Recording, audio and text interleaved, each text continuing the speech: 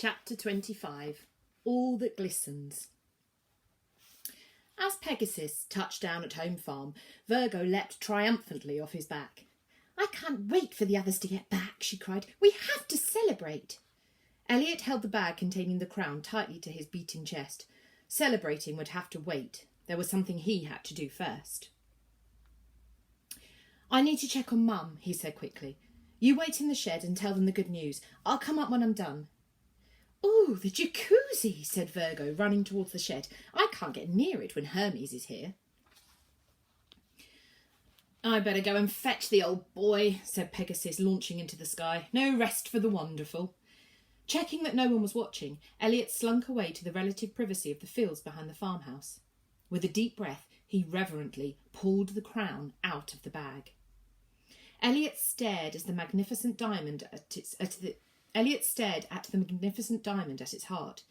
The earthstone was the size of a small apple and had been cut with countless flat edges, which refracted the afternoon sun into 100 rainbows on the ground.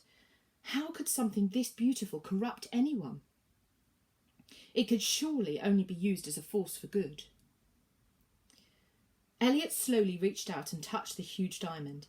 As his fingers made contact with the earthstone, it immediately started to glow with the strength of 1,000 sunbeams. He snatched his hand away as if he'd been bitten. The glow disappeared. "Whoa," whispered Elliot. It was true. He really had the mystical earthstone at his command. For the first time in his life, Elliot had an inkling of what real power felt like. He reached out again, this time placing his whole palm on the earthstone. As he connected with the diamond, it felt like it had been made for his hand alone. The incandescent glow illuminated the field, and for a moment there was nothing in the world but Elliot and the earthstone. It was a good feeling. He tightened his grasp around the earthstone, and as he pulled his hand back, the huge diamond came away from the crown like a head from a pillow. Elliot tossed the useless crown on the ground and cupped his hands around the earthstone. He closed his eyes. "Find me treasure," he whispered, experiencing a sensation the like of which he'd never known. 1,000,000 tingling atoms flowed through his veins at the command, empowering every millimetre of his body. He felt bigger. He felt stronger. He felt invincible. As the earthstone's rays hit the ground, it began to tremble and shudder beneath Elliot's feet. A distant rumble became slowly louder as the diamond glowed brighter in his hand, blinding him with its supernatural glow. Elliot had to resist the urge to roar with the power that surged through his body. A thin black knot line snaked along the ground in front of him. The rumble became stronger, the line widened, and the quaking earth started to open up. Elliot just had time to step aside before there was a jolt, as if the soil were about to be violently ill, and then it suddenly exploded in a shower of rubble, propelling him across the grass. Elliot instinctively covered his face with his hands, dropping the earthstone, which immediately extinguished. The explosion passed. Elliot waved his hand to clear the air and spat a mouthful of grit from his lips. What had just happened? As the dust floated back to earth, Elliot struggled to comprehend the scene before him. Scattered all around him, as if they had fallen from the sky, were unimaginable precious gemstones, treasures. Some were buried artefacts, others raw gemstones from the ground. There was gold, silver. He couldn't even name some of the lumps of shining things that littered the farmyard. But Elliot didn't care. Whatever they were worth a fortune. He'd become a frequent customer at Mr. McGregor's pawn shop in the village, where he'd sold all of Nan's jewellery and anything of value over the past months to raise some cash. He thought of Mr. McGregor's eyes bursting out of his head when he saw this haul. "Epic," whispered Elliot, as he gathered armfuls of the precious loot and put the earthstone carefully into his pocket. Imagine what else he could do with this power. He could find gold and jewels anywhere. He and Mum could be rich beyond his wildest dreams. And never have to eat beans again. Perhaps the earthstone could be borrowed on a more permanent basis. But these were matters for another time. Right now, he had to let those stupid loan people know that he had their money. He exhaled weeks of pent-up worry into the dusty air. At last, Home Farm was safe. Elliot sprinted towards his front door, stopping only to collect the bits of booty that fell from his arms. He burst into the farmhouse, laden with his treasure. Mum, we're celebrating," he cried. "I've got—" "Hello, honey pot," chirped Patricia Porceley-Plom, blocking his path to the kitchen, her eyes warm as winter. "Oh, are you playing pirates?" "How did you get in here?" Elliot asked suspiciously. "You should be more careful, Munchkin," trilled Patricia, "leaving that gate wide open like that, where anyone could have got in." "Are you okay, Mum?" said Elliot, pushing past Patricia to where his mum was sitting happily in the kitchen. "Oh, we've had just the loveliest time, haven't we, Josie?" said Patricia, looming behind her and squeezing her shoulders. "Lovely, Ellie. We had scones." "Scones, dear," corrected Patricia. "They're called scones." "You look tired, Mum," Elliot said, glancing at Patricia. "Why don't you go upstairs and have a lie down?" "What a lovely idea, Josie. That way Ellie and I can have a little chat about our busy bee day." Pausing only to give her son a loving squeeze on her way past, Josie headed quietly upstairs to her bedroom. "Ellykins, I know what's been going on," said Patricia gravely as soon as Josie was out of earshot. "You poor, poor little pickle. What a lot you've had to deal with. You should have asked me for help." "We're fine, thank you," said Elliot, sensing greater danger from this awful woman. "Of course you are, Sugar Plum Plum. Or at least you will be now." Elliot's blood cooled by several degrees. "What do you mean?" "Well, Mumsy and I were talking over lunch the other day, you know, girl talk, and she told me about your money worries." She whispered them like the dirty words they were.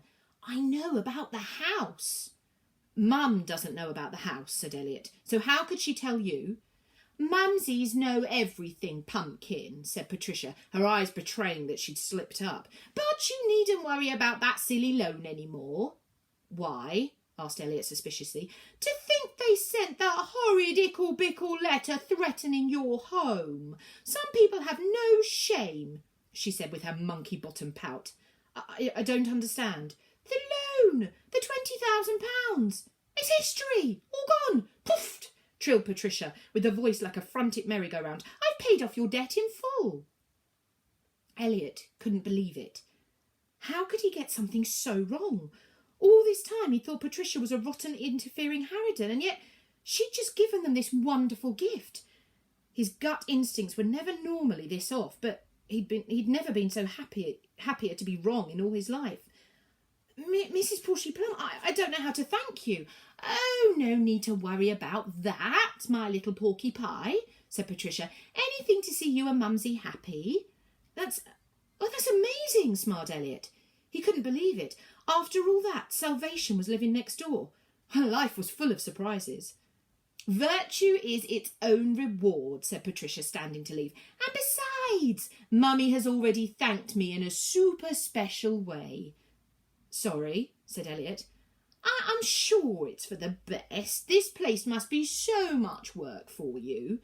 "What do you mean?" asked Elliot, his blood temperature starting to dip once more. "All that cleaning and all those bills to worry about, not to mention finding some more suitable care for Mummy Pops." What's for the best?" asked Elliot, now practically an ice lolly inside. "What have you done?"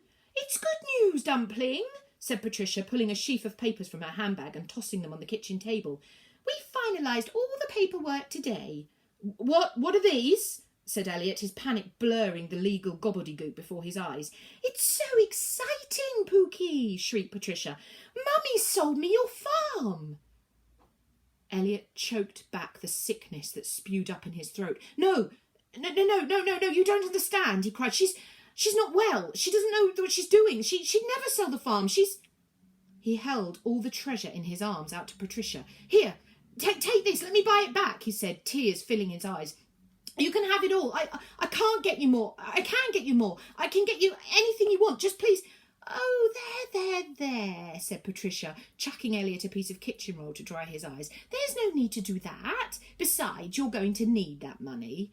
"Why?" choked Elliot. Patricia's face lit up like a jack-o'-lantern. "To find somewhere else to live," she sneered. "I have legally purchased Home Farm." Patricia chuckled as she played her final ace. "For £20. There was a scream in Elliot's head as a roar of blood rushed to his brain. "Get out!" he yelled as his fingers tightened around the earthstone in his pocket. "Ellie," said Josie sleepily, wandering back into the kitchen. "What's all the noise?" "That's no way to talk to your elders and betters," said Patricia, ignoring Josie as she parked her handbag on her arm. "My solicitor says the house sale should take about 4 weeks. I suggest you start packing." "Packing for what?" said Josie anxiously. "What house sale? Where are we going, Ellie? What's happening?"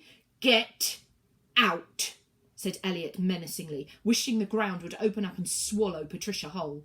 The diamond began to glow in his palm. "Ugh!" snorted Patricia, taking a disdainful look around the kitchen. "This really is a mercy killing. The rats must be complaining to the council about this place." "Ellie, I don't understand," said Josie. "Why is she saying—" "I said get out," yelled Elliot, his body igniting with the power of the stone. As his voice exploded into the air, the kitchen filled with the diamond's light. The ground beneath Patricia's feet burst open, nearly sending her tumbling into the kitchen ravine it created in the middle of the kitchen. "Elliot!" cried Josie in disbelief.